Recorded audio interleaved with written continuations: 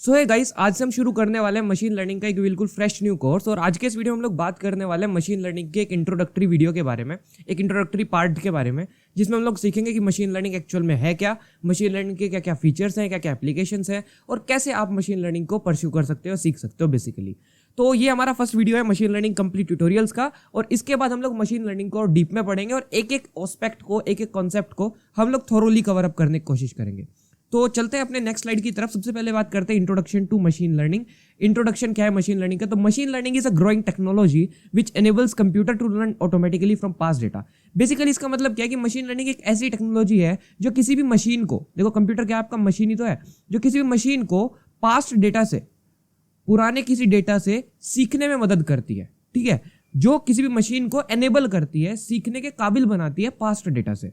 Machine learning काफी सारे algorithms use करती है, जिससे कि वो एक मैथमेटिकल मॉडल बिल्ड करती है। मतलब एल्गोरिथम के बेसिस पे एक मशीन बेसिकली करती क्या है, वो किसी एल्गोरिथम के बेसिस पे एक मॉडल बिल्डअप करती है। ठीक है, एल्गोरिथम के बेसिस पे एक मॉडल बिल्डअप करती है और उस मॉडल को हम लोग कोई डेटा प्रोवाइड करते हैं, कोई हिस्टोरिकल डेटा प्रोवाइड करते हैं और उसके बेसिस पे फ्यूचर की चीजें को जो है प्रिडिक्ट किया जाता है या फिर फ्यूचर के आउटकम्स को निकाला जाता है। करंटली आज के टाइम में काफी सारी जगह यूज हो रहा है, लाइक इमेज रिकॉग्निशन में यूज किया जा रहा है, स्पीच रिकॉग्निशन में यूज किया जा रहा है, ईमेल फिल्टरिंग जो सबसे बड़ा एग्जांपल है। लाइक आपका जो इनबॉक्स है उसके अंदर एक स्पैम का फोल्डर होता है, जिसके अंदर आपको मैन्युअली किसी भी ईमेल को एज अ स्पैम मार्क नहीं करना पड़ता, वो ऑटोमेटिकली आपके स्पैम के फोल्डर में चला जाता है जो स्पैम ईमेल्स होते हैं।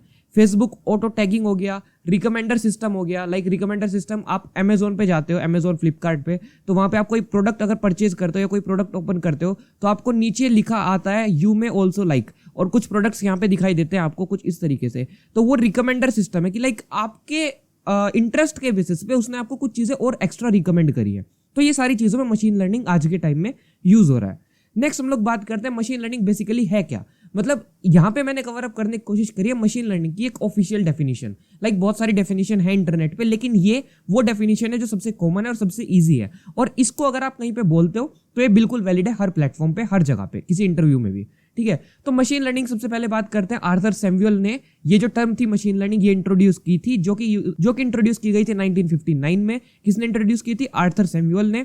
एंड अगर हम बात करें मशीन लर्निंग का जो डेफिनेशन है वो क्या है, machine learning enables a machine to automatically learn from data. Machine learning एक मशीन को एनेबल करती है, उसके अंदर एक कैपेबिलिटी बिल्डअप करती है हिस्टोरिकल डेटा, मतलब किसी पुराने डेटा से लर्न करने का, किसी पुराने डेटा के बेसिस पे लर्न करने का, उसकी परफॉर्मेंस को इंप्रूव करने का और प्रिडिक्ट थिंग्स, चीजों को प्रिडिक्ट करने का विदाउट बीइंग एक्सप्लिसिटली प्रोग्राम्ड।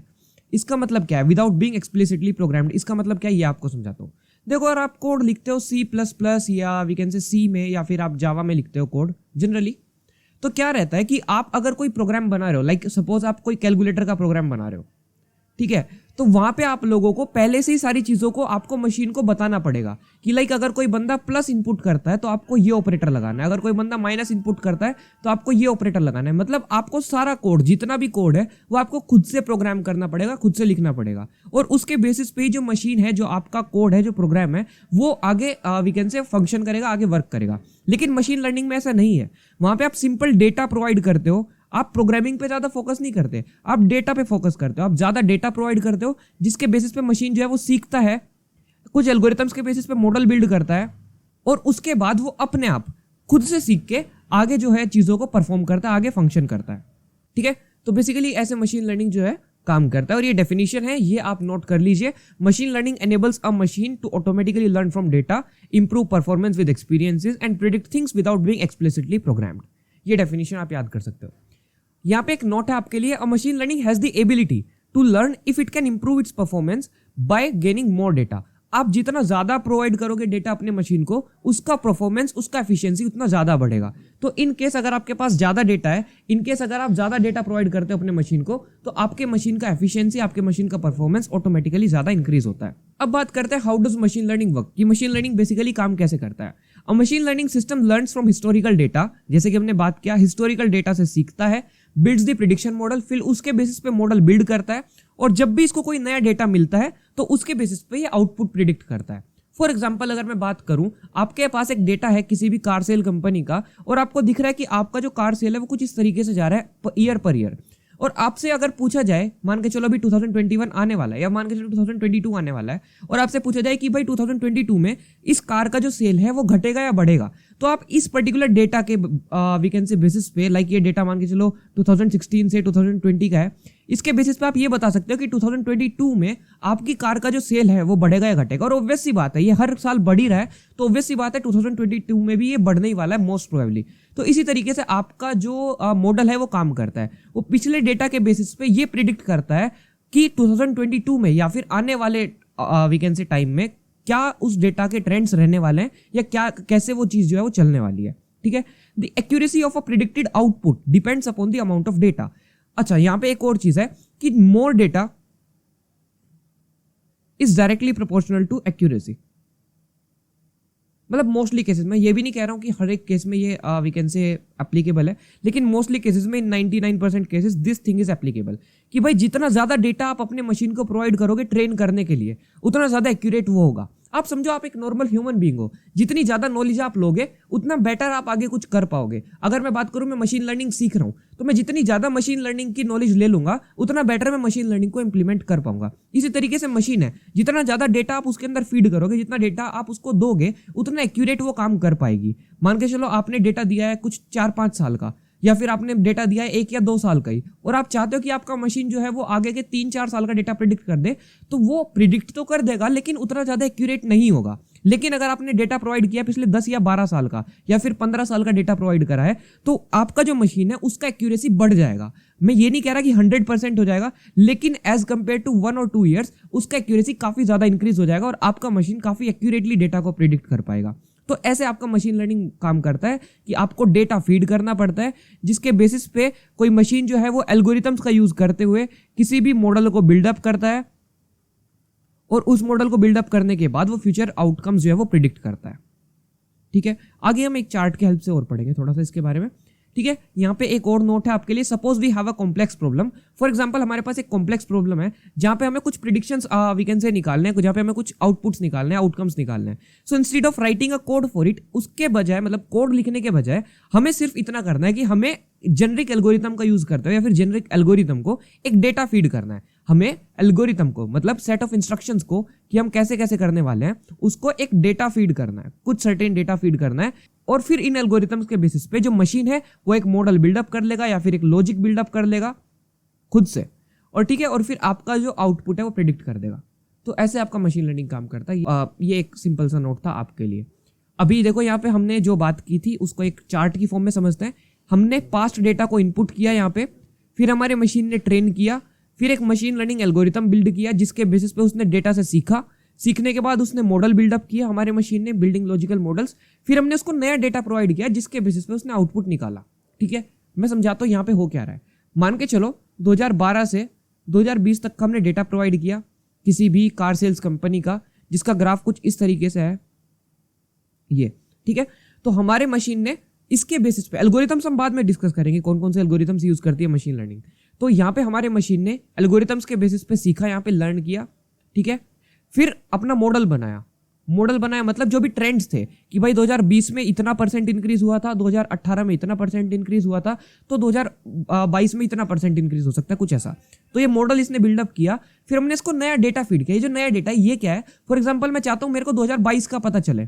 ठीक है, तो ये मेरा नया डेटा है जो मैं इसको दे रहा हूँ कि भाई मेरे को 2022 का बताओ। तो उसके बेसिस पे इसने मेरे को आउटपुट बता दिया कि इसके सेल्स जो है वो इंक्रीज होंगे या डिक्रीज होंगे 2022 के अंदर, और ये भी बता सकता है हमें कि कितने इंक्रीज और कितने डिक्रीज हो सकते हैं। तो सारी चीजें ये बता सकता है हम लोगों को। डिपेंड करता है कि हम कितना एक्यूरेट अपने मशीन को फीड करते हैं डेटा, कितना एक्यूरेट हमारे मशीन का जो आउटकम है वो निकल के आता है।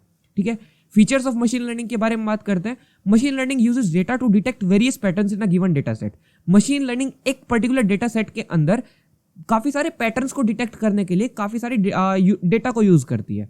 लाइक मैंने अभी आपको बताया कि वो कोई पैटर्न को डिटेक्ट करेगी कि भाई क्या पैटर्न है। लाइक फॉर एग्जांपल आपका एक डेटा है, मैं यहाँ पे आपके लिए बना देता हूँ ग्राफ, और इस डेटा में ये कुछ पॉइंट्स हैं, ये एक डेटा है।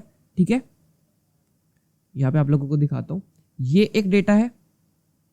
ठीक है, एंड वी कैन से ये एक डेटा है।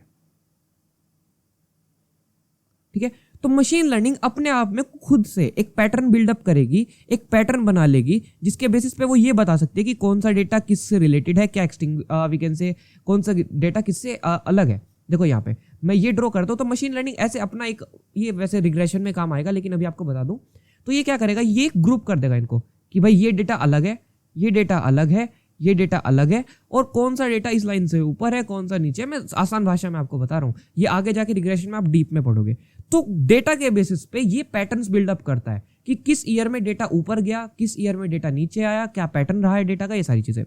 ये पास्ट डेटा से सीख सकता है, it can learn from the past data, ये हम लोगों ने बात किया, और ये बार बार आएगा एंड इंप्रूव ऑटोमेटिकली, अपने आप को उसके बेसिस पे और ज्यादा इंप्रूव कर सकता है। ये एक डेटा ड्रिवन टेक्नोलॉजी है, सारा ही काम डेटा पे चल रहा है, तो ऑब्वियस सी बात है डेटा ड्रिवन टेक्नोलॉजी है। और मशीन लर्निंग डेटा माइनिंग से बिल्कुल similar, is much similar to data mining, क्योंकि ये भी एक बड़े अमाउंट ऑफ डेटा पे काम करता है। डेटा माइनिंग भी एक बड़े अमाउंट ऑफ डेटा पे काम करता है, मशीन लर्निंग भी एक बड़े बिग अमाउंट ऑफ डेटा पे काम करता है बेसिकली। ठीक है, नेक्स्ट हम बात करते हैं इंपॉर्टेंस ऑफ मशीन लर्निंग। तो प्रोडक्शन ऑफ डेटा में बहुत जल्दी ये काम कर सकता है, कॉम्प्लेक्स प्रॉब्लम्स को ये सोल्व कर सकता है बड़े आसानी से, जो कि एक ह्यूमन के लिए काफी डिफिकल्ट हो सकते हैं। काफी सेक्टर्स में डिसीजन मेकिंग में काम आ सकता है। जैसे फॉर एग्जांपल मैं स्टॉक मार्केट में अगर मैं बात करूं और मैं ये देखूं कि टेस्ला का, फॉर एग्जांपल टेस्ला का जो स्टॉक है वो अभी बढ़ेगा या घटेगा, तो ऐसे में ये मेरे को मोर एक्यूरेटली ये बता सकता है कि टेस्ला का स्टॉक बढ़ने वाला है, घटने वाला है, स्टॉक प्राइस, या फिर किसी भी कंपनी का स्टॉक प्राइस। डिपेंड करता है मैं उसको कितना डेटा प्रोवाइड करता हूँ, कितना एक्यूरेट मॉडल को बनाता हूँ। तो ये मेरे को कुछ डिसीजन लेने में भी हेल्प कर सकता है कि क्या मेरे को टेस्ला के स्टॉक में इन्वेस्ट करना चाहिए या नहीं करना चाहिए। ये मेरे को हिडन पैटर्न्स एक्सट्रैक्ट करने में हेल्प करता है, यूजफुल इन्फॉर्मेशन को एक्सट्रैक्ट करने में हेल्प करता है किसी भी डेटा से। लाइक फॉर एग्जांपल कुछ हिडन पैटर्न्स है किसी डेटा के अंदर जो कि मैं या फिर एक ह्यूमन बीइंग रिकॉग्नाइज नहीं कर पा रहा है, तो ऐसे में मशीन लर्निंग का जो एल्गोरिथम है उसको easily as compare to human being recognise कर सकता है और एक्सट्रैक्ट कर सकता है। तो ये था हमारा आज का video and I hope so आपको मशीन लर्निंग का जो इंट्रोडक्शन है, इंट्रोडक्शन टू मशीन लर्निंग, ये आसानी से क्लियर अप हो गया होगा। और अब आप लोग मशीन लर्निंग को लेकर थोड़ा सा तो श्योर होंगे कि हाँ मशीन लर्निंग क्या होता है और कैसे ये बेसिकली काम करता है।